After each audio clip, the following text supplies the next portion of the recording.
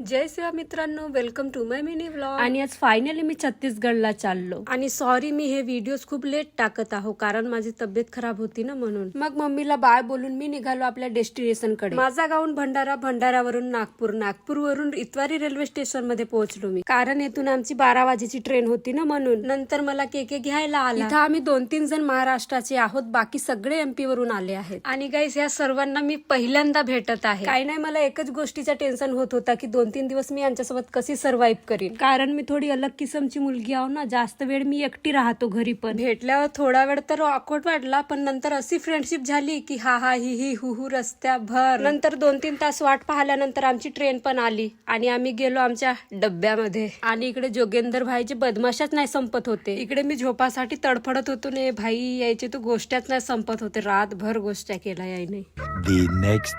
मग रातभर प्रवास करून आम्ही पोहोचलो रायपूरला. खरं सांगू, ट्रेनच्या खाली उतरताना एवढी खुश होत होतो मी. नंतर रायपूर वरून 7 घंट्याची बस घेऊन आम्ही निघालो जगदलपूर साठी. प्रवास करता करताच माझी पुरी एक्साइटमेंट खतम झाली. खरं सांगू, 10वी मध्ये असताना मी ट्रिपला गेलो होतो पहिल्यांदा, आणि आज हा दुसरा वेळ. घरच्यांनी जाऊच नाही दिला यार कधी. माझी एवढी हालत खराब कधीच नाही झाली. नंतर फायनली 7 घंटे प्रवास करून आम्ही जगदलपूरला पोहोचलो. विचार होता लावण्य दासला भेटेन म्हणून, पण लावण्य दास म्हणती कोटचे गरीब होत रे. आणि आम्ही 3-4 दिवस या धर्मशालामध्ये स्टे करणार आहोत. आणि इकडे आहे आमचा रूम. छत्तीसगडच्या पूर्ण बस्तर बघायचा आहे तर उद्याचा नेक्स्ट पार्ट बघायला विसरू नका. तोपर्यंत बाय, भेटूया नेक्स्ट मिनी व्लॉग मध्ये.